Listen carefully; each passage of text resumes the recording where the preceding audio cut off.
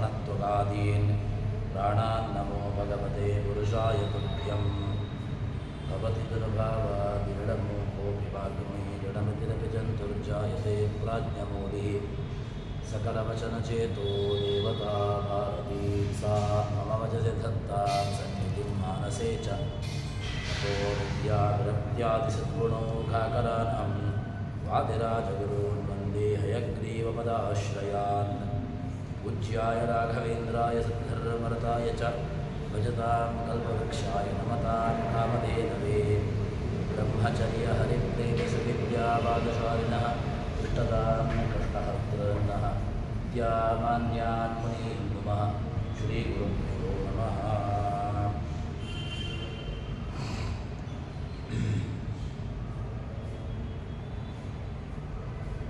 ಜಗನ್ನಾಥದಾಸರು ಭಗವಂತನ ಕ್ಷಮಾಗುಣದ ವೈಭವದ ವಿಚಾರವನ್ನು ತಿಳಿಸ್ತಾ ಇದ್ದಾರೆ. ಹೇಗೆ ಅಂತಂದರೆ ಅದರ ದೃಷ್ಟಾಂತಪೂರ್ವಕವಾಗಿ ನಮ್ಮ ಮುಂದೆ ಆ ವಿಚಾರವನ್ನು ತಿಳಿದಿರ್ತಾ ಇದ್ದಾರೆ.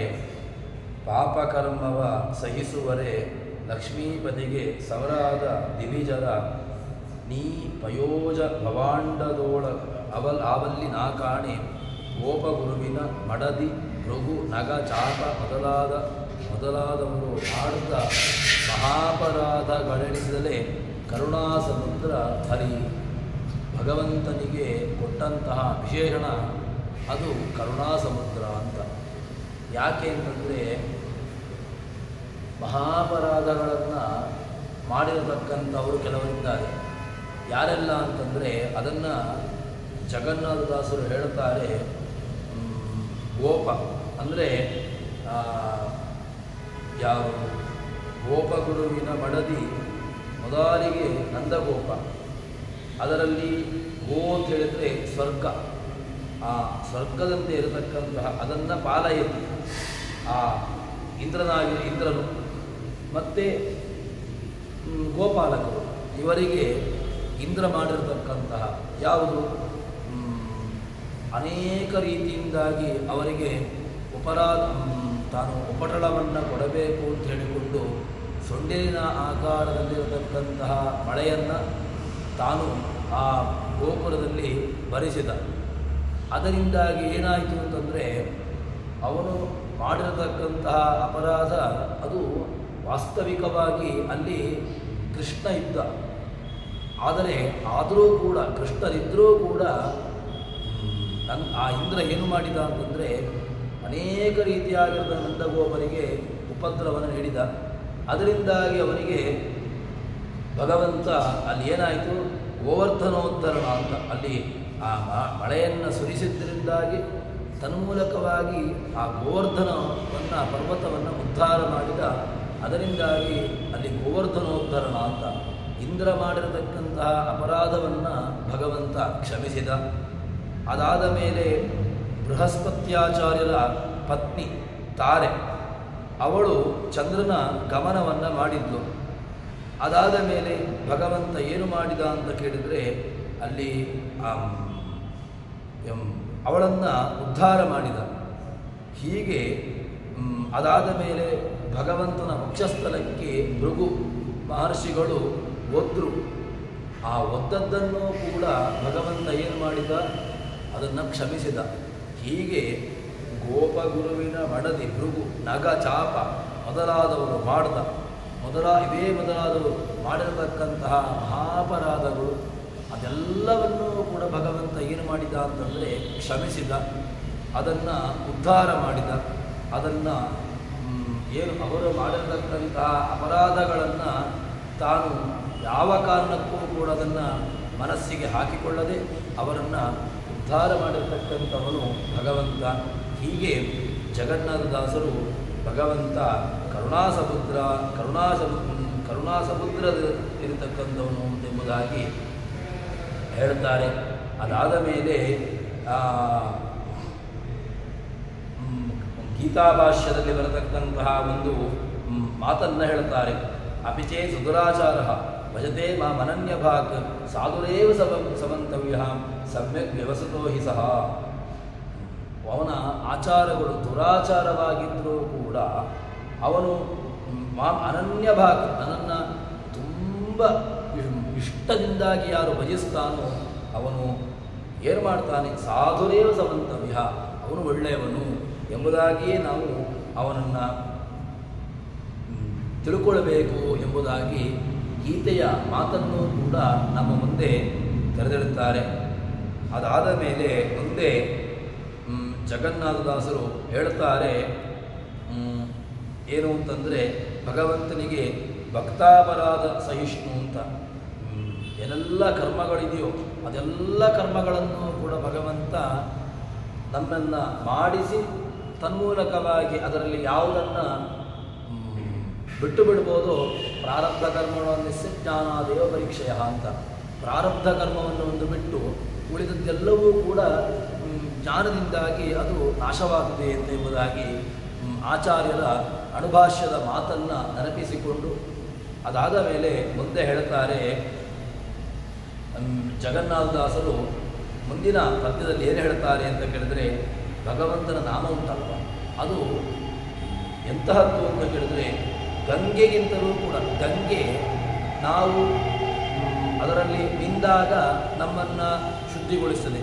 ಆದರೆ ಭಗವಂತನ ನಾಮ ಅದು ನಿತ್ಯ ಶುದ್ಧ. ಅದಕ್ಕೋಸ್ಕರವಾಗಿ ಏನು ಮಾಡಬೇಕು ಅಂತ ಕೇಳಿದರೆ ಅದನ್ನು ಜಗನ್ನಾಥದಾಸರು ಮಾತಲ್ಲಿ ಹೇಳ್ತಾರೆ.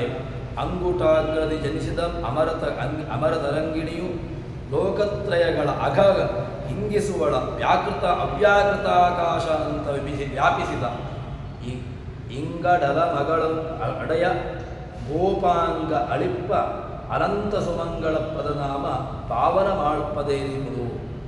ಇಲ್ಲಿ ಜಗನ್ನಾಥದಾಸರು ಭಗವಂತನ ಆ ನಾಮ ಅದು ಎಂತಹದ್ದು, ಏನು ಮಾಡ್ತದೆ ಅಂತ ಕೇಳಿದರೆ ಅದನ್ನು ಹೇಳ್ತಾರೆ. ಭಗವಂತನ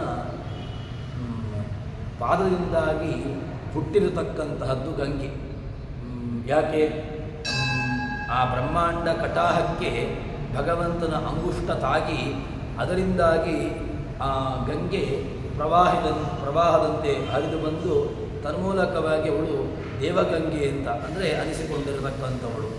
ಹೀಗೆ ಆ ಬಂದಿರತಕ್ಕಂತಹ ಗಂಗೆ ಹೇಳ್ತಾರೆ ಅಂಗುಟಾಗ್ರತೆ ಜನಿಸಿದ, ಭಗವಂತನ ಅಂಗುಷ್ಟದಿಂದ ಹುಟ್ಟಿರತಕ್ಕಂಥವಳು. ಮತ್ತು ಅಂಥವಳು ಯಾರು, ಅಮರತರಂಗಿಣಿ, ಅವಳು ದೇವನದಿ ಅಂತ ಅನಿಸಿಕೊಂಡಿರತಕ್ಕಂಥವಳು. ಅಂತಹ ದೇವನದಿ ಏನು ಮಾಡ್ತಾಳೆ ಅಂತ ಕೇಳಿದರೆ, ಲೋಕತ್ರಯಗಳ ಅಘಗಳು ಅಂತ ಹೇಳಿದರೆ ಪಾಪಗಳು ಅಂತ ಅರ್ಥ. ಲೋಕತ್ರಯಗಳು ಯಾವುದೇ ಲೋಕದಲ್ಲಿರತಕ್ಕಂಥವರದ್ದು ಅಂತಹ ಲೋಕತ್ರಯಗಳಲ್ಲಿರತಕ್ಕಂಥವರ ಪಾಪಗಳನ್ನು ಪರಿಹಾರ ಮಾಡುವಂತಹ ಸಾಮರ್ಥ್ಯ ಅಲ್ಲ. ಹಾಗೆ ಅಂಥೇಳಿ ಕೇವಲ ಗಂಗೆಯ ಸ್ನಾನದಿಂದಾಗಿ ಪಾಪಗಳು ಹೋಗ್ತದೆ ಅಂತ ಹೇಳಿದ್ರೆ, ಗಂಗೆಯಲ್ಲಿ ಮೀನುಗಳು ಇದೆಯಲ್ವ, ಗಂಗೆಯಲ್ಲಿಯೂ ಕೂಡ ಮೀನುಗಳಿದೆ, ಏನೇನೋ ಬೇರೆ ಬೇರೆ ಪ್ರಾಣಿಗಳು ಇರಬಹುದು, ಅವುಗಳಿಗೆಲ್ಲ ಮೋಕ್ಷ ಆಗಬೇಕಲ್ವ. ಅದಕ್ಕೆ ಹೇಳ್ತಾರೆ ಯಾವುದು ಕಾರಣ, ಮೋಕ್ಷಕ್ಕೆ ಕೇವಲ ಗಂಗೆಯೇ ಕಾರಣ ಅಲ್ಲ. ಮೋಕ್ಷ ಆಗ್ತದೆ, ಗಂಗೆಯಲ್ಲಿ ಸ್ನಾನ ಮಾಡಿದ ತಕ್ಷಣ ಮೋಕ್ಷ ಆಗ್ತದೆ ಅಂತ ಏನೂ ಪ್ರಮಾಣ ಇಲ್ಲ. ಯಾಕೆ, ಗಂಗೆಯ ಸ್ನಾನ ಮಾಡಿದ ತಕ್ಷಣ ಏನು ಅವನ ಪಾಪಗಳೆಲ್ಲ ಹೋಯಿತು ಅಂತಲ್ಲ. ಗಂಗಾ ಸ್ನಾನ ಎಂಬುದು ಪಾಪದ ಹೋಗುವಿಕೆಗೆ ಒಂದು ಸಣ್ಣ ಕಾರಣ ಅಷ್ಟೇ ಹೊರತು ವಾದಿರಾಜರು ಸ್ವರ್ಣಾ ನದಿಯ ಸ್ನಾನವನ್ನು ಕೃಷ್ಣಾಂಗಾರ ಚತುರ್ದಶಿ ದಿವಸ ಹೇಳ್ತಾರೆ. ಅದನ್ನು ತೀರ್ಥಪ್ರಬಂಧದಲ್ಲಿ ಉಲ್ಲೇಖ ಮಾಡ್ತಾರೆ. ತೀರ್ಥಪ್ರಬಂಧದಲ್ಲಿ ಉಲ್ಲೇಖ ಮಾಡಿರತಕ್ಕಂತಹ ಸ್ವರ್ಣಾ ನದಿಯ ಸ್ನಾನದಿಂದಾಗಿ ಕೃಷ್ಣ ಪಕ್ಷದ ಅಂಗಾರ ಚತುರ್ದಶಿ ಇದು ಮೂರೂ ಕೂಡ ಏಕತ್ರ ಬಂದಾಗ ಸುವರ್ಣಾ ನದಿಯ ಸ್ನಾನವನ್ನು ಮಾಡಬೇಕು ಅಂತ ವಾದಿರಾಜರು ತಮ್ಮ ತೀರ್ಥಪ್ರಬಂಧದಲ್ಲಿ ಹೇಳಿದ್ದಾರೆ. ಅದು ಯಾವುದಕ್ಕೆ ಕಾರಣ ಅಂತ ಕೇಳಿದರೆ, ತೀರ್ಥ ಸ್ನಾನ ಎಂಬುದು ಪಾಪದ ಹೋಗುವಿಕೆಗೆ ಕಾರಣ ಹೌದು. ಕೇವಲ ಕಾಶಿಯ ಮರಣಾತ್ ಮುಕ್ತಿ ಅಂತ ಎಲ್ಲ ವಾಕ್ಯಗಳಿದೆ. ಕಾಶಿ ಮರಣದಿಂದಾಗಿಯೇ ಮುಕ್ತಿಯಾಗಿದೆ, ಕಾಶಿಯಲ್ಲಿ ಹೋಗಿ ಜೀವ ಬಿಟ್ಟು ಬಿಟ್ಟರೆ ಅಲ್ಲಿಗೆ ಮುಕ್ತಿಯಾಯಿತು ಅಂತ ಎಲ್ಲ ವಾಕ್ಯಗಳಿದೆ. ಕಾಶಿ ಮರಣದಿಂದಾಗಿ ಮುಕ್ತಿ ಆಗ್ತದೆ ಅಂತೇನು ಅಷ್ಟೇ ವಾಕ್ಯ ಅಲ್ಲ. ಕಾಶೀವರ್ಣದಿಂದಾಗಿ ಮುಕ್ತಿಯಾಗದ ಶಬ್ದಕ್ಕೆ ಏನರ್ಥ ಅಂತ ಕೇಳಿದರೆ, ಕಾಶಿಯಲ್ಲಿ ಹೋಗಿ ಮರಣ ಹೊಂದಿರತಕ್ಕಂಥವರು ಯಾರು, ಅವರಿಗೆ ಅದಕ್ಕೆ ಹಿನ್ನೆಲೆ ಬೇಕು. ಏನು ಹಿನ್ನೆಲೆ ಬೇಕು? ಅದಕ್ಕೆ ಜ್ಞಾನಗಳನ್ನು, ಅದಕ್ಕೆ ಪೂರಕವಾಗಿರತಕ್ಕಂತಹ ಕರ್ಮಗಳು, ಇದೆಲ್ಲವೂ ಕೂಡ ಇದ್ದಾಗ ಮಾತ್ರ ಅಲ್ಲಿ ಕಾಶಿ ಮರಣಾಂತ ಮುಕ್ತಿ ಇಂಥ ವಾಕ್ಯಗಳಲ್ಲೆಲ್ಲ ಅದನ್ನು ಸಮನ್ವಯ ಮಾಡ್ಬೋದು.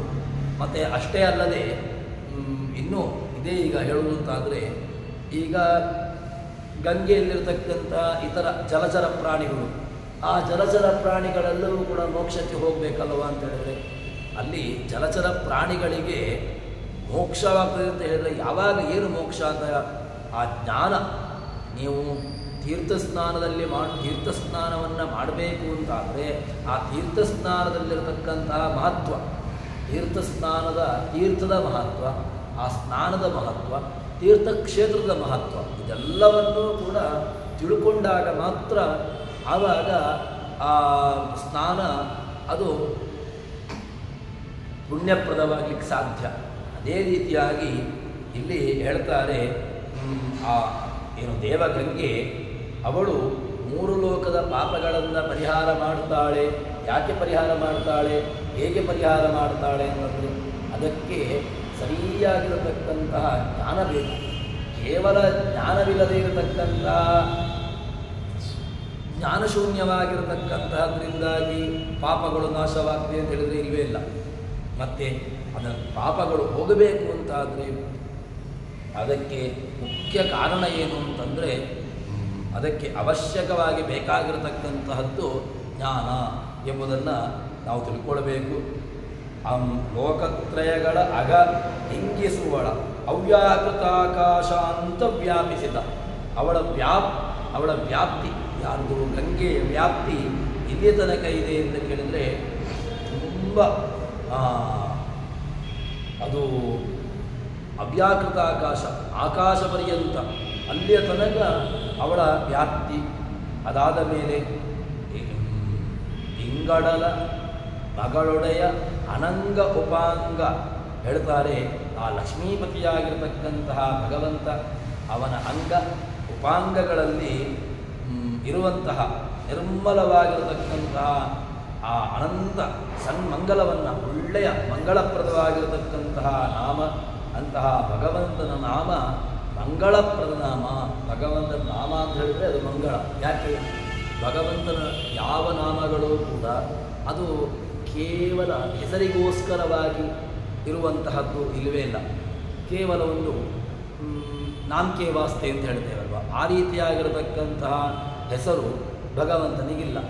ಭಗವಂತನ ಎಲ್ಲ ನಾಮಗಳು ಕೂಡ ಅದು ಅನ್ವರ್ಥವಾಗಿರುವಂತಹದ್ದು. ಯಾವ ನಾಮವನ್ನು ಬೇಕಾದರೂ ಇಟ್ಟುಕೊಂಡಾಗ ಆ ನಾಮ ಅದು ಅನ್ವರ್ಥವಾಗಿ ಇರುವಂತಹದ್ದು ಎಂಬುದನ್ನು ನಾವು ಅರ್ಥ ಮಾಡಿಕೊಳ್ಳಬೇಕು.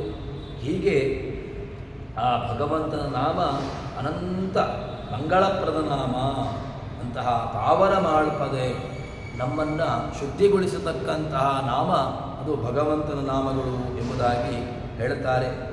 ಹೀಗೆ ಆ ವಿಷ್ಣುಪಾದದಿಂದಾಗಿ ಹುಟ್ಟಿರತಕ್ಕಂತಹ ಗಂಗೆ, ಅವಳ ಆ ನೀರು ಭಗವಂತನ ಪಾದ ಸಂಗವಾದಂತಹ ನೀರು, ಆ ಗಂಗೆ ಅದೇ ನಮ್ಮ ಪಾಪವನ್ನು ಪರಿಹಾರ ಮಾಡ್ತದೆ ಅಂತ ಆಗುವಾಗ ಭಗವಂತನ ನಾಮ ಪಾಪವನ್ನು ಪರಿಹಾರ ಮಾಡದೇ ಇರ್ತದ, ಸಿದ್ಧ ಮಾಡಿಯೇ ಮಾಡುತ್ತೆ. ಆದರೆ ಹೇಳುವ ರೀತಿಯನ್ನು ತಿಳ್ಕೊಳ್ಬೇಕು. ಯಾವ ರೀತಿಯಾಗಿ ಭಗವಂತನ ನಾಮವನ್ನು ಉಚ್ಚಾರ ಮಾಡಬೇಕು, ಭಗವಂತನ ನಾಮ ಉಚ್ಚಾರಣೆಯಿಂದಾಗಿ ಅದರ ಉಚ್ಚಾರಣೆ ಮತ್ತು ಅದರಲ್ಲಿರತಕ್ಕಂತಹ ಭಗವಂತನ ರೂಪದ ಉಪಾಸನೆ, ಇದನ್ನು ಅವಶ್ಯಕವಾಗಿ ತಿಳ್ಕೊಳ್ಳಲೇಬೇಕು. ಯಾಕೆ ಅಂತಂದರೆ ಕೇವಲ ನಾಮವನ್ನು ಹೇಳಿದ ತಕ್ಷಣ ಭಗವಂತ ಏನು ನಮ್ಮನ್ನು ಉದ್ಧಾರ ಮಾಡೋದಿಲ್ಲ. ನಾನು ದೇವರ ಹೆಸರನ್ನು ಹೇಳ್ತೇನೆ, ಭಗವಂತ ನಮ್ಮನ್ನು ಉದ್ಧಾರ ಮಾಡಲಿ, ಸಾಧ್ಯವೇ ಇಲ್ಲ. ಭಗವಂತ ಆ ನಾಮದ ಉಚ್ಚಾರಣೆ, ಅದರ ಹಿನ್ನೆಲೆ, ಅದರ ಯಾವ ರೀತಿಯಾಗಿ ಅದನ್ನು ಹೇಳಬೇಕು, ಅದನ್ನು ತಿಳ್ಕೊಂಡು ಅದನ್ನು ಉಪಾಸನೆ ಮಾಡುವಂತಹದ್ದು. ಹೀಗಿದ್ದರೆ ಮಾತ್ರ ಆ ನಾಮ ಅದು ಸರಿಯಾಗಿ ನಮಗೆ ಉಪಕಾರವನ್ನು ಮಾಡ್ತದೆ. ಇದೇ ರೀತಿಯಾಗಿ ಭಗವಂತನ ಪಾದ ನಖದಿಂದಾಗಿ ಹುಟ್ಟಿರತಕ್ಕಂತಹ ಗಂಗೆ ನಮ್ಮನ್ನು ಶುದ್ಧಿಗೊಳಿಸ್ತಾಳಂತೆ. ಇನ್ನು ಅಂತಹ ಭಗವಂತನ ನಾಮ, ಅವನನ್ನೇ ಪೂರ್ಣವಾಗಿ ಹೇಳುವಂತಹ ನಾಮ ನಮ್ಮನ್ನು ಇರದೇನು ಇದ್ದೇ ಮಾಡಿಯೇ ಮಾಡ್ತೇ ಎಂಬುದಾಗಿ ಹೇಳ್ತಾರೆ. ಪುರಂದರದಾಸರು ಹೇಳಿರತಕ್ಕಂತಹ ಮಾತು ಅದೇ ಏನು ಅಂತ ಕೇಳಿದ್ರೆ, ಗಂಗಾದಿ ಸಕಲ ತೀರ್ಥಂಗಳಿಗೆ ಅಧಿಕ ಶ್ರೀಹರಿಯ ನಾಮ. ಭಗವಂತನ ನಾಮ ಎಂತಹದ್ದು? ಗಂಗಾದಿ ಸಕಲ ತೀರ್ಥಗಳಿಗೆ ಅಧಿಕವಾಗಿರತಕ್ಕಂತಹ ಪುಣ್ಯ, ಮತ್ತು ಅದಕ್ಕಿಂತ ಅಧಿಕವಾಗಿರತಕ್ಕಂತಹ ಸಾಮರ್ಥ್ಯ ಆ ಭಗವಂತನ ನಾಮದಲ್ಲಿದೆ ಎಂಬುದಾಗಿ ನಮಗೆ ಭಗವಂತನ ನಾಮ ಸಂಕೀರ್ತನೆಗೆ ಇರತಕ್ಕಂತಹ ಸಾಮರ್ಥ್ಯವನ್ನು ನಮ್ಮ ಮುಂದೆ ತೆರೆದಿಡುತ್ತಾರೆ. ಹೇಳ್ತಾರೆ, ಸ್ನಾನ ಮಾಡುವಾಗ ನಾವು ನಿತ್ಯದಲ್ಲೂ ಕೂಡ ಹೇಳಲೇಬೇಕಾಗಿರತಕ್ಕಂತಹ ಸ್ನಾನ ಸಂಕಲ್ಪದಲ್ಲಿ ನಾವು ನಿತ್ಯದಲ್ಲೂ ಕೂಡ ಹೇಳಬೇಕಾಗಿರತಕ್ಕಂತಹದ್ದು ಯಾವುದು ಅಂತ ಕೇಳಿದರೆ, ಗಂಗೇತಿಯೋ ಬ್ರೂಯಾತ್ ಯೋಜನಾನಾಂ ಶತೈರಪಿ ಮುಚ್ಯತೆ ಸರ್ವಪಾಪೇಭ್ಯ ವಿಷ್ಣುಲೋಕಂ ಸಗಚ್ಚತಿ ಎಂಬಂತಹ ಮಾತು. ಇದು ವರಾಹ ಪುರಾಣದ ಮಾತು. ಈ ಮಾತು ಗಂಗೆಯ ಮಹತ್ವವನ್ನು ಹೇಳ್ತದೆ. ಏನು ಅಂತ ಕೇಳಿದ್ರೆ, ನಾವು ನಿತ್ಯದಲ್ಲೂ ಕೂಡ ಸ್ನಾನ ಮಾಡುವಾಗ ಕ್ಷೀರಾಬ್ಧಿಶಾಯಿ ಪಾಂಡುರಂಗ ವಿಠಲಾತ್ಮಕ ಅಂತ ಹೇಳಿಕೊಂಡು ಏ ಸೂರ್ಯ ಸಹಸ್ರಾಂಶೋ ತೇಜೋರಾಶೋ ತೇಜೋರಾಶೇ ಜಗತ್ಪತಿ ಅನುಕಂಪಯ ಮಾಂಬತ್ಯಾಗ್ರಹಾಣಾರ್ಘ್ಯಮಯ ನಮೋಸ್ತೆ ಅಂತ ಹೇಳಿಕೊಂಡು ಅರ್ಘ್ಯವನ್ನೆಲ್ಲ ಕೊಡಲಿಕ್ಕುಂಟು. ಅದಾದ ಮೇಲೆ ಈ ಮಾತು ಯಾವುದು? ಗಂಗೇತಿ ಯೋ ಬ್ರೂಯಾತ್ ಯೋಜನಾನಾಂ ಶತೈರಪಿ ಮುಚ್ಯತೆ ಸರ್ವಪಾಪೇಭ್ಯ ವಿಷ್ಣುಲೋಕಂ ಸಗಚ್ಚತಿ ಎಂಬಂತಹ ಮಾತನ್ನು ಹೇಳುತ್ತಾರೆ. ಏನರ್ಥ ಅಂತ ಕೇಳಿದರೆ, ಯಾರು ಗಂಗೆ ಮಾಂಪುನಿ ಅಂತ ಹೇಳಿಕೊಂಡು ಆ ಗಂಗಾ ಶಬ್ದವನ್ನು ಯಾರು ಉಚ್ಚಾರ ಮಾಡಿಕೊಂಡು, ಯಾರು ಅದನ್ನು ಅನುಸ್ಮರಣಪೂರ್ವಕವಾಗಿ ಮತ್ತು ಅದರ ಚಿಂತನಾಪೂರ್ವಕವಾಗಿ ಯಾರು ಸ್ನಾನವನ್ನು ಮಾಡುತ್ತಾರೋ ಅಂಥವರ ಮುಚ್ಯತೆ ಸರ್ವಪಾಪೇಭ್ಯ, ಅಂಥವರ ಪಾಪಗಳನ್ನು ನಾಶ ಮಾಡುವಂತಹ ಸಾಮರ್ಥ್ಯ ಇದೆ ಎಂಬ ಮಾತನ್ನು ವರಾಹ ಪುರಾಣ ನಮಗೆ ತಿಳಿಸಿಕೊಡ್ತದೆ.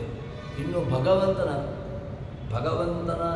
ಪಾದ ನಖಕ್ಕೆ ಸ್ಪರ್ಶವಾಗಿರತಕ್ಕಂತಹ ಗಂಗೆಗೆ ಇಷ್ಟು ಸಾಮರ್ಥ್ಯವನ್ನು ಭಗವಂತ ಕೊಟ್ಟಿದ್ದಾನೆ ಅಂತ ಆದ ಮೇಲೆ ಭಗವಂತನ ನಾಮ ಏನನ್ನು ತಾನೇ ಮಾಡಲಿಕ್ಕಿಲ್ಲ, ಎಲ್ಲವನ್ನೂ ಮಾಡ್ತದೆ.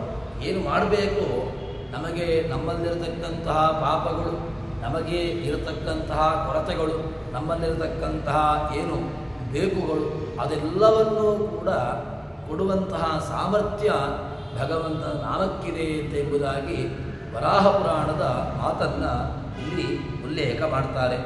ಅಂತಹ ಪವಿತ್ರ ಹೇಳ್ತಾರೆ, ಪಾವನ ಅಂತ ಹೇಳಿದ್ರೇ ಯಾಕೆ ಪಾವನ ಅಂತ ಕೇಳಿದರೆ, ಆ ಸಹಸ್ರನಾಮದಲ್ಲಿ ಬರತಕ್ಕಂತಹದ್ದೇ ಯಾವುದು ಅಂತ ಕೇಳಿದರೆ, ಆ ಪವಿತ್ರಾಣಾಂ ಪವಿತ್ರಂ ಯೋ ಮಂಗಲಾನಾಂ ಚ ಮಂಗಲಂ ಅಂತ, ಪಾವಿತ್ರ್ಯ ಉಳ್ಳಂತಹ ವಸ್ತುಗಳಿಗೆ ಪಾವಿತ್ರ್ಯತೆಯನ್ನು ಕೊಟ್ಟಂಥವನು, ಅದಕ್ಕೋಸ್ಕರವಾಗಿ ಪವಿತ್ರ ಅಂತ ಅವನಿಗೆ ಹೆಸರು. ಹೀಗೆ ಆ ಅಂತಹ ಭಗವಂತನ ಸಾಮರ್ಥ್ಯವನ್ನು ಇಲ್ಲಿ ಹೇಳ್ತಾರೆ. ಅದಾದ ಮೇಲೆ ಮುಂದೆ ಇಷ್ಟು ಭಗವಂತನ ಮಹತ್ವವನ್ನು ಹೇಳಿದ ಮೇಲೆ ಮುಂದೆ ಹೇಳ್ತಾರೆ, ವರಾಹೇ ವಾಮಪಾದಂತು ತದನ್ನೇಶ ದಕ್ಷಿಣಂ ಪಾದಂ ಕಲ್ಪೇಶ ಭಗವಾನ್ ಉಜ್ಜಹಾರ ತ್ರಿವಿಕ್ರಮ ಅಂತ. ಯಾಕೆ ಅಂತ ಹೇಳಿದ್ರೆ, ಭಗವಂತನ ಎಡಪಾದದ ಅಂಗುಷ್ಠದ ನಖದಿಂದಾಗಿ ಹುಟ್ಟಿರತಕ್ಕಂತಹದ್ದು ಅಂತ ಹೇಳ್ತಾರೆ. ಇಷ್ಟು ಸಾಮರ್ಥ್ಯವುಳ್ಳಂತಹದ್ದು ಅಂತ ಭಗವಂತನ ನಾಮದ ಮಹತ್ವವನ್ನು ಇಲ್ಲಿ ಹೇಳ್ತಾರೆ. ಅದಾದ ಮೇಲೆ ಇದರ ಈ ಸಂದರ್ಭಕ್ಕೆ ಸರಿಯಾಗಿರತಕ್ಕಂತಹ ಇನ್ನೊಂದು ಮಾತು ಯಾವುದು ಅಂತಂದರೆ, ಅದು ಆಚಾರ್ಯ ಮಧ್ವರು ಉಡುಪಿಯಲ್ಲಿ ಪ್ರತಿಷ್ಠಾಪಿಸಿರತಕ್ಕಂತಹ ಕೃಷ್ಣನ ರೂಪಿಪೀಠ ಪುರಾದಿ ಅಧಿವಾಸಿಯಾಗಿರತಕ್ಕಂತಹ ಕೃಷ್ಣ. ಆ ಕೃಷ್ಣನನ್ನು ಉಡುಪಿಯಲ್ಲಿ ಪ್ರತಿಷ್ಠಾಪನೆ ಮಾಡಿದರು ಆಚಾರ್ಯರು. ಪ್ರತಿಷ್ಠಾಪನೆಯನ್ನು ಮಾಡಿದ ಮೇಲೆ ಅಲ್ಲಿರ್ತಕ್ಕಂತಹ ಅನಂತ ಸರೋವರ ಅದು ವಾಸ್ತವಿಕವಾಗಿ ಅನಂತೇಶ್ವರಕ್ಕೆ ಸಂಬಂಧಪಟ್ಟಿರತಕ್ಕಂತಹ ಸರೋವರ, ಅದು ಅನಂತ ಸರೋವರ ಅಂತ ಅದನ್ನು ಕರೀತಾ ಇದ್ದರು. ಆ ಅನಂತ ಸರೋವರಕ್ಕೆ ಅಲ್ಲಿ ಆಚಾರ್ಯ ಮಧ್ವರ ಜೀವನ ಚರಿತ್ರೆಯಲ್ಲಿ ಹೇಳತಕ್ಕಂತಹ ಮಧ್ವವಿಜಯದಲ್ಲಿ ಒಂದು ಮಾತು ಬರ್ತದೆ. ಏನು ಅಂತ ಕೇಳಿದರೆ, ಹಿತಸ್ತೃತೀಯೇ ದಿವಸೇ ದಿನಂನಗ ತದರ್ಥಮಾಸ್ಮಾಗ ತಟಾಕಮಾವ್ರಜೇತ್ ಅಥೋನಯಾಯ ಇತಿಶಂ ತದಾವದತ್ ಪ್ರವಿಶ್ಯ ಕಿಂಚಿತ್ ಕರುಣಾಕರೋ ಹರಿಃ ತದಾಜ್ಞಯಾಯೋಪಗತ ಜಾಹ್ನವೀತಲೆ ಜನೋದೃಶಸ್ನೋ ಸಹ ಪೂರ್ಣ ಬುದ್ಧಿನ ತತಃಪರಂ ದ್ವಾದಶ ವತ್ಸರಾಂತರೆ ಸದಾ ವ್ರಜೇತ್ ತನುಗ್ರಹಾಂಕಿನಿ. ಮಧ್ವವಿಜಯದಲ್ಲಿ ಬರತಕ್ಕಂತಹ ಮಾತು ಅದೇನು ಅಂತಂದರೆ, ಪ್ರತಿಯೊಂದು ಇಲ್ಲಿಗೆ ದ್ವಾದಶ ವತ್ಸರಾಂತರೆ ಅಂತ ಒಂದು ಮಾತನ್ನು ಹೇಳ್ತಾರೆ. 12 ವರ್ಷಕ್ಕೊಮ್ಮೆ ಗಂಗೆ ಅನಂತ ಸರೋವರಕ್ಕೆ, ಅಂದರೆ ಈಗಿನ ಮಧ್ವ ಸರೋವರಕ್ಕೆ ಬರ್ತಾಳೆ ಅಂತ ಒಂದು ಮಾತನ್ನು ಹೇಳ್ತಾರೆ. ಅಂದರೆ ಆ ಗಂಗೆಯ ಸನ್ನಿಧಾನ ಉಳ್ಳಂತಹದ್ದು ಕೂಡ ಆ ಮಧ್ವ ಸರೋವರ. ಅಂತಹ ಆ ವಾಯುದೇವರ ಸೇವೆಗೋಸ್ಕರವಾಗಿ ಜೀವೋತ್ತಮರಾಗಿರತಕ್ಕಂತಹ ವಾಯುದೇವರು ಅಂತಹ ಜೀವೋತ್ತಮ ತತ್ವವಾಗಿರತಕ್ಕಂತಹ ಆ ವಾಯುದೇವರ ಸೇವೆಗೋಸ್ಕರವಾಗಿ ಅನಂತ ಸರೋವರಕ್ಕೆ, ಅಂದರೆ ಮಧ್ವ ಸರೋವರಕ್ಕೆ ಬರುವಂತೆ ಮಾಡಿರತಕ್ಕಂತಹ ಕೀರ್ತಿ ಅದು ಆಚಾರ್ಯ ಮಧ್ವರದ್ದು. ಆಚಾರ್ಯ ಮಧ್ವರು ಅನಂತ ಸರೋವರಕ್ಕೆ, ಅಂದರೆ ಮಧ್ವ ಸರೋವರಕ್ಕೆ ಬರುವಂತಹ ವ್ಯವಸ್ಥೆಯನ್ನು ಆ ಗಂಗೆಯ ರೀತಿಯಲ್ಲಿ ಗಂಗೆಯನ್ನು ಅಲ್ಲಿಗೆ ಬರುವಂತೆ ಮಾಡಿರತಕ್ಕಂತಹ ಕೀರ್ತಿ ಅದು ವಾಯುದೇವರದ್ದು. ಹೀಗೆ ಅಷ್ಟು ಮಹತ್ವವುಳ್ಳದ್ದು ಎಂಬುದಾಗಿ ಹೇಳ್ತಾರೆ. ಇಷ್ಟು ಇದು ಜಗನ್ನಾಥದಾಸರು ಭಗವಂತನ ಮಹತ್ವವನ್ನು, ಭಗವಂತನ ಮಹಿಮೆಯನ್ನು ನಮಗೆ ಎಷ್ಟು ಪುಣ್ಯಪ್ರದ ಎಂಬ ವಿಚಾರವನ್ನು ನಮ್ಮ ಮುಂದೆ ಜಗನ್ನಾಥದಾಸರು ತೆರೆದಿಡುತ್ತಾರೆ. ಅದಾದ ಮೇಲೆ ಮುಂದೆ ಹೇಳ್ತಾರೆ ಜಗನ್ನಾಥದಾಸರು, ಕಾಮಧೇನು ಸುಕಲ್ಪತರು ಚಿಂತಾಮಣಿಗಳ ಅಮರೇಂದ್ರ ಲೋಕದಿ ಕಾಮಿತಾರ್ಥಗಳೀವಲ್ಲದೆ ಸೇವೆ ಮಾಳ್ಪರಿಗೆ ಶ್ರೀ ಮುಕುಂದನ ಪರಮಮಂಗಳ ನಾಮ ನರಕಸ್ಥರನ್ನು ಸಲಹಿತು ಪಾಮರನ ಪಂಡಿತರನೆಸಿ ಪುರುಷಾರ್ಥ ಕೊಡುತ್ತಿಹದು. ಜಗನ್ನಾಥದಾಸರು ಭಗವಂತನ ನಾಮ ಅದು ಎಂತಹದ್ದು ಅಂತ ಕೇಳಿದ್ರೆ, ಯಾವುದೋ ಒಂದು ಕಾಮಧೇನು ಕಲ್ಪವೃಕ್ಷದಂತೆ ಕೇವಲ ಅಷ್ಟು ಮಾತ್ರ ಅಲ್ಲ ಇದು ಭಗವಂತನ ನಾಮ. ಯಾಕೆ? ಆ ಭಗವಂತನ ನಾಮ ಅದು ಕಾಮಧೇನು ಕಲ್ಪವೃಕ್ಷಗಳಿಗಿಂತಲೂ ಕೂಡ ಒಂದಷ್ಟು ಪಟ್ಟು ಅಧಿಕವಾಗಿರತಕ್ಕಂತಹದ್ದು. ಅದರ ಸಾಮರ್ಥ್ಯ ಎಷ್ಟು ದೊಡ್ಡದು ಅಂತ ಕೇಳಿದರೆ ತುಂಬ ಅಧಿಕವಾಗಿರತಕ್ಕಂತಹ ಸಾಮರ್ಥ್ಯ ಆ ಗಂಗೆಯದ್ದು. ಯಾಕೆ ಅಂತಂದರೆ ಆ ಗಂಗೆ ಅದು ತನ್ನ ಸಾಮರ್ಥ್ಯವನ್ನು ಹೇಳುವಾಗ ಕೇವಲ ಭಗವಂತನ ನಾಮವನ್ನೇ ನಮ್ಮ ಮುಂದೆ ನಮ್ಮನ್ನು ಪೂರ್ತಿಯಾಗಿ ಶುದ್ಧಿಗೊಳಿಸಿರತಕ್ಕಂತಹದ್ದು. ಅಷ್ಟು ಮಾತ್ರವಲ್ಲದೆ ಇದು ಅದಕ್ಕಿಂತಲೂ ಕೂಡ ಅಧಿಕವಾಗಿರತಕ್ಕಂತಹದ್ದು ಎಂಬ ಮಾತನ್ನು ನಮ್ಮ ಮುಂದೆ ಜಗನ್ನಾಥದಾಸರು ತೆರೆದಿಡುತ್ತಾರೆ. ಕಾಮಧೇನು ಸುಕಲ್ಪತರು ಚಿಂತಾಮಣಿ, ನಮ್ಮಲ್ಲಿ 3 ತುಂಬ ನಮಗೆ ಬೇಡಿದ್ದನ್ನು ಕೊಡುವಂತಹದ್ದುಂಟು. ಕಾಮಧೇನು, ಕಲ್ಪವೃಕ್ಷ, ಚಿಂತಾಮಣಿ ಅಂತ. ಇದು 3 ಕೂಡ ಸ್ವರ್ಗದಲ್ಲಿರತಕ್ಕಂತಹದ್ದು. ಯಾಕೆ? ಸ್ವರ್ಗದಲ್ಲಿ ಯಾವುದು ಬೇಕೋ ಅದನ್ನು ಕೊಡುವಂತಹ ಸಾಮರ್ಥ್ಯ ಭಗವಂತ ಇದಕ್ಕೆ ಕೊಟ್ಟಿದ್ದಾನೆ. ಯಾವುದಕ್ಕೆ ಅಂತ ಕೇಳಿದರೆ, ಈ ಕಾಮಧೇನು, ಕಲ್ಪವೃಕ್ಷ, ಈ ಚಿಂತಾಮಣಿಗಳು ಏನಿದೆಯೋ ಅದಕ್ಕೆ ಕೊಟ್ಟಿದ್ದಾನೆ. ಅದನ್ನು ಹೇಳ್ತಾರೆ. ಇದು ಏನು ಗೊತ್ತುಂಟ? ಇದು ಚಿಂತಾಮಣಿಗಳು ಇದು ಕೇವಲ ತಮ್ಮ ಸೇವೆ ಮಾಡುವವರಿಗೆ. ಯಾರಿಗೆ? ಯಾರು ಏನನ್ನ ಬೇಕು ಅಂತ ಹೇಳಿಕೊಂಡು ಬಯಸಿಕೊಂಡು ಅದರ ಕಾಮಧೇನುವನ್ನು ಕಲ್ಪವೃಕ್ಷವನ್ನು ಸೇವೆ ಇತ್ಯಾದಿಗಳನ್ನು ಮಾಡ್ತಾರೋ ಅಂಥವರಿಗೆ ಅದು ಫಲವನ್ನು ಕೊಡ್ತದೆ. ಅಂಥವರಿಗೆ ಅದು ಏನು ಬೇಕೋ ಅದನ್ನು ನೀಡುವಂತಹದ್ದು ಅದರಲ್ಲಿದೆ.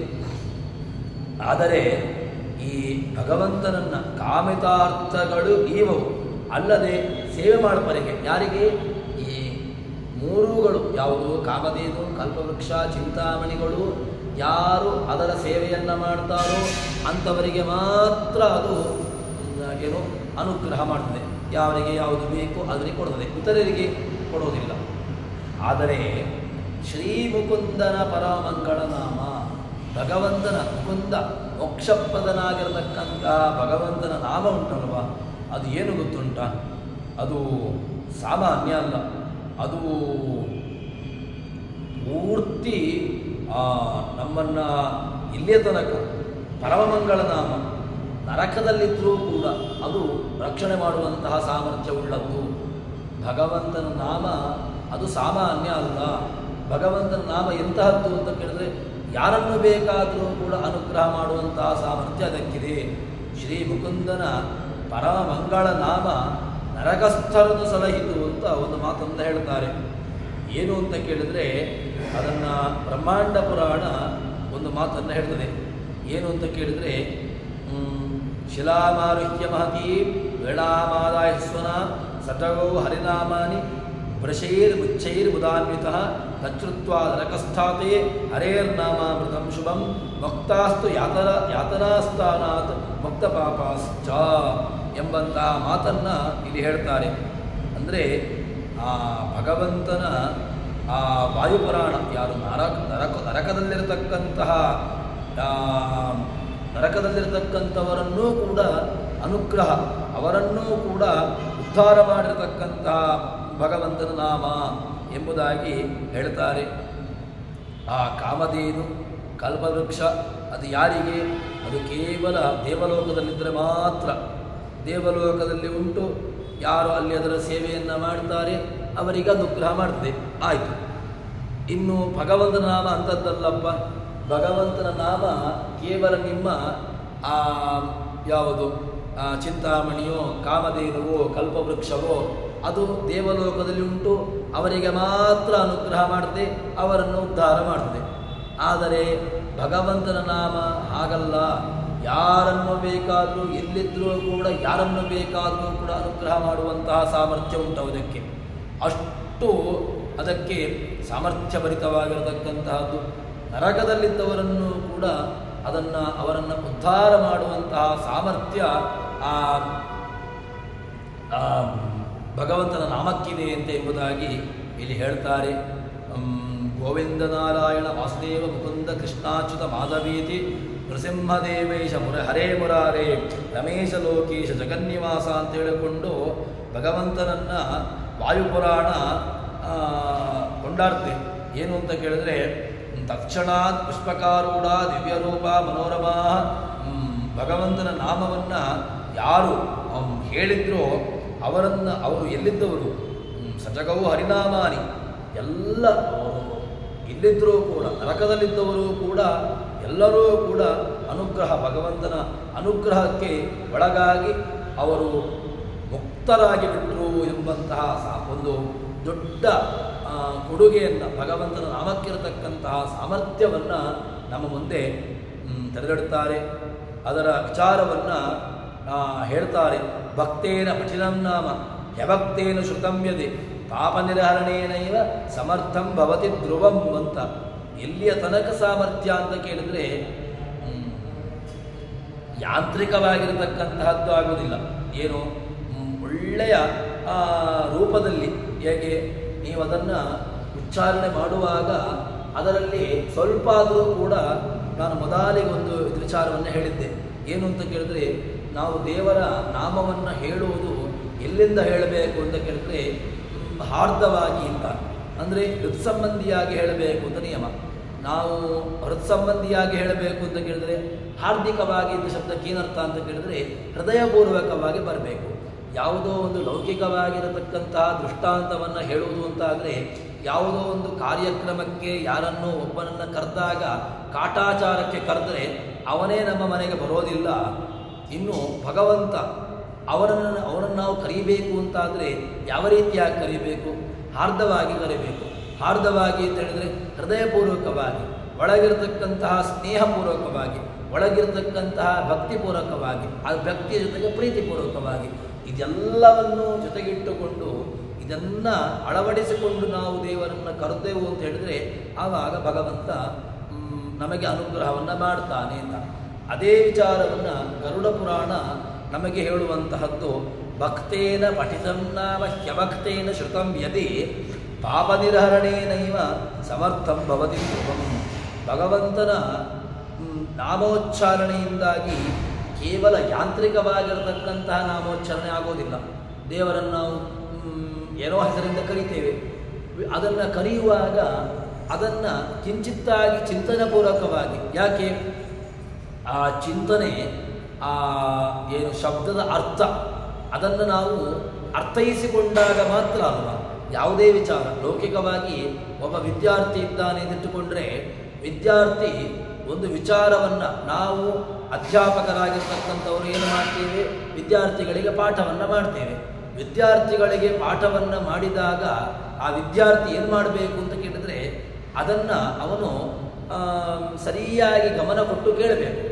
ಇಲ್ಲದಿದ್ದರೆ ಏನಾಗ್ತದೆ ಅಂತ ಕೇಳಿದರೆ, ಗಮನ ಕೊಟ್ಟಿಲ್ಲ ಅಂತ ಆದರೆ ಅವನಿಗೆ ಆ ವಿಚಾರ ಅವನಿಗೆ ಅದು ಅರ್ಥವಾಗೋದಿಲ್ಲ. ಯಾಕೆ ಅವನು ಅಲ್ಲೇ ಇದ್ದಲ್ವ, ಆ ವಾತಾವರಣದಲ್ಲಿ ಇದ್ದ, ಪಾಠ ಆಗುವಾಗ ಅದೇ ಸ್ಥಳದಲ್ಲಿದ್ದ. ಪಾಠ ಆಗುವಾಗ ಅದೇ ಸ್ಥಳದಲ್ಲಿರ್ತಕ್ಕಂತಹ ವಿದ್ಯಾರ್ಥಿಗೆ ಅಧ್ಯಾಪಕರು ಮಾಡಿದ ಪಾಠ ಯಾಕೆ ಅರ್ಥ ಆಗಲಿಲ್ಲ ಅಂತ ಕೇಳಿದರೆ ಅವನ ಮನಸ್ಸಿರಲಿಲ್ಲ. ಇದೇ ದೃಷ್ಟಾಂತವನ್ನು ನಾವು ಆಧ್ಯಾತ್ಮಿಕಕ್ಕೂ ಇಟ್ಟುಕೊಳ್ಳುವ. ಹೇಗೆ ಅಂತಂದರೆ, ದೇವರನ್ನು ಕರೀಬೇಕು ಅಂತ ಹೇಳಿದ್ರೆ ಕೇವಲ ಆಡಂಬರ, ನನ್ನ ಹತ್ರ ಅಷ್ಟು ವ್ಯವಸ್ಥೆಗಳಿದೆ, ನಾನು ಅಷ್ಟು ಮಾಡ್ತೇನೆ, ಇಷ್ಟು ಮಾಡ್ತೇನೆ, ಏನು ಮಾಡಿ ಏನು ಪ್ರಯೋಜನ? ದೇವರಿಗೆ ಕೇಳಿದ್ದು ಏನು ಕೇಳಿದರೆ, ನಿನ್ನತ್ರ ಆಡಂಬರವನ್ನು ಕೇಳಲಿಲ್ಲ. ನನ್ನ ಕೇಳಿದಂತಹ ವಿಚಾರಗಳೇನು ಕೇಳಿದರೆ, ನಾವು ದೇವರಿಗೆ ಕೊಡುವಂತಹದ್ದು ಆಡಂಬರ ಮಾತ್ರ. ನಮಗೆ ಆಡಂಬರ ಮಾತ್ರ ಬೇಕು, ದೇವರಿಗೆ ಆಡಂಬರ ಒಂದು ಬಿಟ್ಟು ಬೇರೆಲ್ಲ ಬೇಕು. ಅದೇನು ಅಂತ ಕೇಳಿದರೆ, ದೇವರು ಕೇಳಿದ್ದು ನಿನ್ನ ಒಳಗಿನ ಮನಸ್ಸನ್ನು. ನಾವು ದೇವರ ಹತ್ರ ಹೇಳುವುದು ಏನು ಕೇಳಿದ್ರೆ, ದೇವರೇ ನನ್ನ ಹತ್ರ ಮನಸ್ಸು ಕೇಳಬೇಡ, ಹಣ ಕೊಡ್ತೇನೆ ಅಂತ. ಈ ರೀತಿಯಾಗಿ ನಾವು ದೇವರ ಹತ್ರ ವ್ಯವಹಾರ ಮಾಡ್ತೇವೆ. ನಮಗೆ ಈ ಜಪ ಮಾಡುವಾಗಲಿ ಅಥವಾ ಪೂಜೆ ಮಾಡುವಾಗಲಿ ನಮ್ಮ ವ್ಯವಸ್ಥೆ ಹೇಗಾಗಿದೆ ಅಂತ ಕೇಳಿದ್ರೆ, ಒಂದಷ್ಟು ಈ ನಿಯಮಗಳನ್ನು ನಾವು ಮೀರಿಯೇ ನಾವು ಮಾಡಬೇಕು ಅಂತ ನಮ್ಮ ಮನಸ್ಸಲ್ಲಿ ನಾವು ಅದನ್ನು ಅಂದುಕೊಂಡು ಬಿಟ್ಟಿದ್ದೇವೆ. ಅದನ್ನು ಯಾವ ರೀತಿಯಾಗಿ ಪೂಜೆ ಮಾಡಬೇಕು ಅಥವಾ ಯಾವ ರೀತಿಯಾಗಿ ಅದನ್ನು ಮಾಡಬೇಕು ಎಂಬಂತಹ ಗೋಜಿಗೆ ನಾವು ಹೋಗೋದಿಲ್ಲ. ನಮಗೆ ಬಾಹ್ಯವಾಗಿರತಕ್ಕಂತಹದ್ದೇ ಪ್ರಧಾನ, ಆಂತರಿಕವಾಗಿರತಕ್ಕಂತಹದ್ದು ಅಪ್ರಧಾನವಾಗಿ ಬಿಡುತ್ತದೆ. ಆದರೆ ಗರುಡ ಪುರಾಣಗಳಾಗಲಿ ಅಥವಾ ಇನ್ನಿತರ ಪುರಾಣಗಳಾಗಲಿ ಯಾವ ವಿಚಾರವನ್ನು ಹೇಳ್ತದೆ ಅಂತ ಕೇಳಿದ್ರೆ, ನಿಮ್ಮ ಬಾಹ್ಯವಾಗಿರತಕ್ಕಂತಹದ್ದು ಶುಕಾಚಾರ್ಯರು ಹೇಗಿದ್ದರು ಅಂತಂದರೆ, ಶುಕಾಚಾರ್ಯರು ಇದ್ದದ್ದು ಕೇವಲ ಒಂದು ಕೌಪೀನದಲ್ಲಿಯೋ, ಕೇವಲ ಒಂದು ಅವರನ್ನು ಭಾಗವತ ಚಿತ್ರಣ ಕೊಡದೆ ಅವರಲ್ಲಿ ಯಾವುದೇ ರೀತಿಯಾಗಿರತಕ್ಕಂತಹ ಹೊರಗಿನ ಬಾಹ್ಯವಾಗಿರತಕ್ಕಂಥ ಸೌಂದರ್ಯಗಳಿರಲಿಲ್ಲ ಅಂತ ಹೇಳ್ತಾರೆ. ಅಂತಹ ಭಾಗವತ ಪುರಾಣವನ್ನು ಕೊಟ್ಟಿರತಕ್ಕಂತಹ ಶುಕಾಚಾರ್ಯರು ನಮಗೆ ಕೊಟ್ಟಿರತಕ್ಕಂತಹದ್ದು ದೊಡ್ಡ ಪುರಾಣ. ನಮಗೆ ಅದು ಬೇಡ. ನಮಗೆ ಪುರಾಣಗಳ ಅರ್ಥ ಬೇಡ, ಪುರಾಣಗಳ ಅಧ್ಯಯನ ಬೇಡ, ಅಥವಾ ಶಾಸ್ತ್ರಗಳ ಅಧ್ಯಯನ ಅಂತೂ ಮೊದಲೇ ಇಲ್ಲ, ಅಥವಾ ಅದನ್ನು ಬೇಕಾಗಿಯೇ ಇಲ್ಲ. ಈ ರೀತಿಯಾಗಿ ನಾವು ಮನಸ್ಥಿತಿಯನ್ನು ಇಟ್ಟುಕೊಂಡು ಬಿಟ್ಟಿದ್ದೇವೆ. ಅದಕ್ಕೋಸ್ಕರವಾಗಿ ಗರುಡ ಪುರಾಣ ನಮ್ಮನ್ನು ಎಚ್ಚರಿಸುವಂತಹದ್ದು ಎಂಥದ್ದು ಕೇಳಿದ್ರೆ, ಗರುಡ ಪುರಾಣ ನಾವು ಎಲ್ಲರೂ ಕೂಡ ಜೀವಂತವಾಗಿರುವಾಗ ಓದಲೇಬೇಕಾಗಿರತಕ್ಕಂಥ ಒಂದು ಗ್ರಂಥ. ಯಾಕೆ ಅಂತಂದರೆ, ಗರುಡ ಪುರಾಣವನ್ನು ಹೋದ ಮೇಲೆ ಯಾರಿಗೆ ಹೇಳೋದು?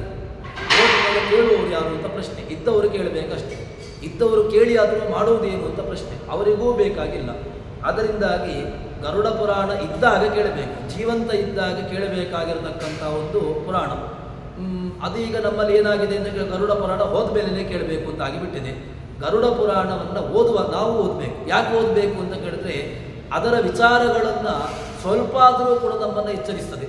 ನಾವು ಯಾವುದನ್ನು ಮಾಡಬೇಕು, ಯಾವುದನ್ನು ಮಾಡಬಾರ್ದು ಎಂಬಂಥ ವಿಚಾರವನ್ನಾದರೂ ಕೂಡ ನಮಗೆ ಎಚ್ಚರಿಸಲಿಕ್ಕೆ ಒಂದು ಗ್ರಂಥ ಬೇಕಲ್ವ. ಆ ಎಚ್ಚರಿಕೆ ಕೊಡುವಂತಹ ಗ್ರಂಥ ಯಾವುದು ಅಂತ ಕೇಳಿದರೆ ಅದು ಗರುಡ ಪುರಾಣ. ಅದಕ್ಕೋಸ್ಕರವಾಗಿ ಗರುಡ ಪುರಾಣದ ಅಧ್ಯಯನ ಆಗಬೇಕು ಅಂತ ಹೇಳುವಂತಹದ್ದು. ಈ ಗರುಡ ಪುರಾಣದಲ್ಲಿ ಬರುವಂತಹ ಮಾತು ಎಂಥದ್ದು ಅಂತ ಕೇಳಿದ್ರೆ, ಯಾಂತ್ರಿಕವಾಗಿರತಕ್ಕಂತಹ ನಾಮೋಚ್ಚಾರಣೆ ಬೇಡ ನನಗೆ. ಯಾಕೆ ಯಾಂತ್ರಿಕವಾಗಿ? ನಾನು ಮೊದಲಿಗೆ ಒಂದು ಇದೇ ವಿಚಾರವನ್ನು ಮೊದಲೊಮ್ಮೆ ಹೇಳಿದ್ದೆ. ನಮಗೂ ಕ್ಯಾಸೆಟ್ಟಿಗೂ ಏನು ವ್ಯತ್ಯಾಸ ಇಲ್ಲ.